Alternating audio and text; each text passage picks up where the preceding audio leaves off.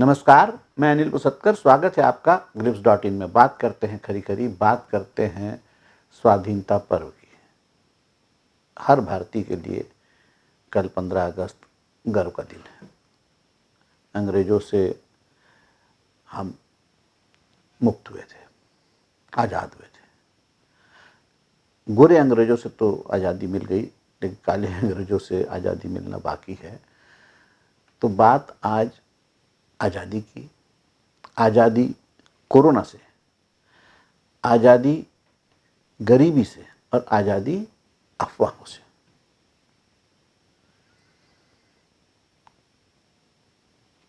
आज़ाद होने के इतने सालों बाद भी गरीबी से जो है हमारा देश आज़ाद नहीं हुआ है। गरीबी, भूख, बेरोजगारी, ये आज भी समस्याएं जस की तस चल रही हैं। छत्तीसगढ़ पहला ऐसा राज्य है जिसने भारत की आत्मा को पहचाना। भारत कृषि प्रधान देश है, भारत गांवों में बसता है। ये बचपन में हमने किताबों में पढ़ा था, पाठ्य पुस्तकों में, कि भारत गांव में बसता है, भारत कृषि प्रधान देश है, भारत की आत्मा गांव में बसती है।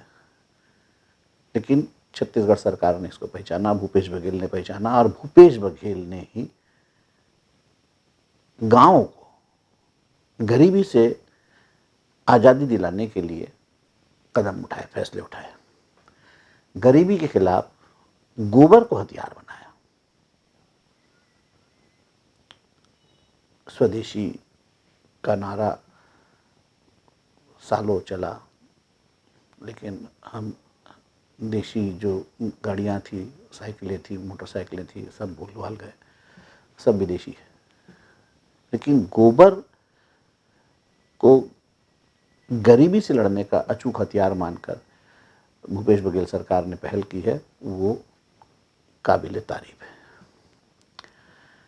एक आज़ादी दिलाने के लिए टी.एस. सिंहदेव भी सामने आए हैं। वो है प्रदेश को अफवाहों से आज़ादी दिलाने की। पता नहीं कहाँ से किसने क्या सुन लिया, क्या कहाँ पढ़ लिया, कहाँ से क्या खबर आई। 1,60,000 रुपये एक मरीज को इलाज के लिए मिलते हैं, 1.5 लाख रुपए एक मरीज को इलाज के लिए मिलते हैं, इसलिए भूपेश सरकार जो है आंकड़े बढ़ा रही है। दुनिया भर की बातें, और सारी बातें झूठ। स्वास्थ्य मंत्री को खुद सामने आकर खंडन करना पड़ा कि ये खबर झूठ है। और स्वास्थ्य मंत्री टी.एस. सिंहदेव ने साफ साफ बताया कि भाई सिर्फ हमें आपका मुफ्त इलाज करना है। वो ये बात एक सच है कि मुफ्त इलाज किया जाएगा, मुफ्त देखभाल की जाएगी कोरोना के मरीज की।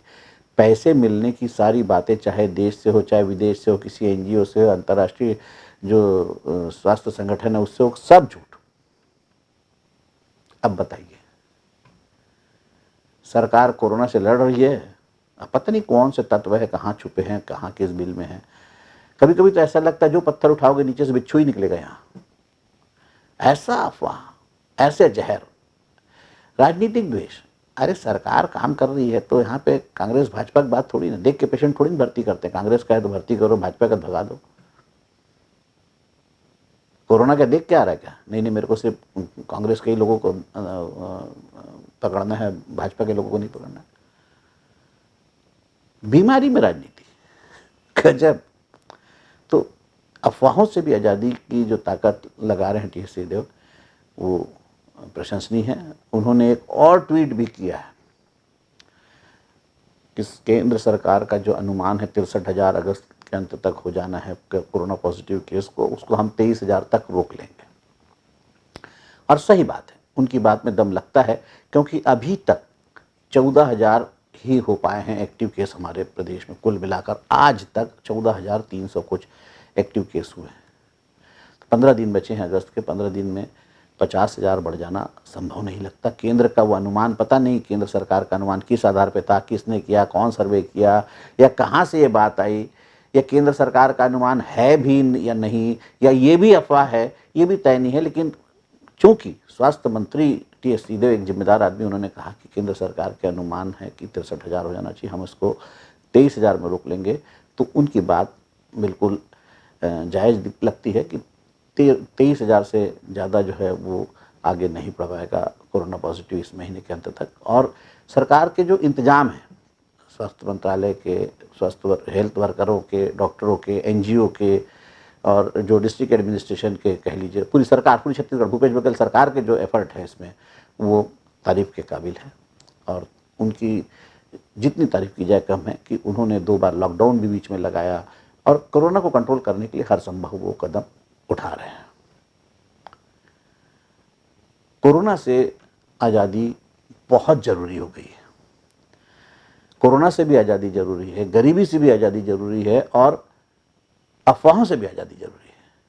ऐसी ऐसी अफवाहें, टेस्ट मत कराना, पॉजिटिव ही आता है। अरे टेस्ट मत कराना, अरे टेस्ट नहीं कराएगा तो मर जाएगा बाबू, इलाज क्या कराएगा, भर्ती कहाँ होगा। टेस्ट मत कराना, उसके घर में सबको पॉजिटिव बता दिए, बाद में नेगेटिव आ गई। पता नहीं कहाँ से क्या खबर निकल रही है और इतना गैर जिम्मेदाराना रवैया जिम्मेदार लोगों का।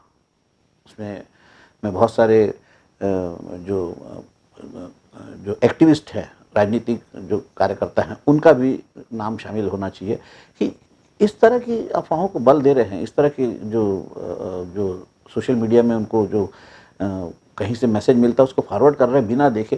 अरे फॉरवर्ड मत करिए, आप देखिए, परखिए, अगर आपको लगता है तो आप फॉरवर्ड करिए, अगर आपको नहीं लगता है ये गलत है तो आप उसमें एक खबर लगा के फॉरवर्ड करिए कि ये खबर झूठी है।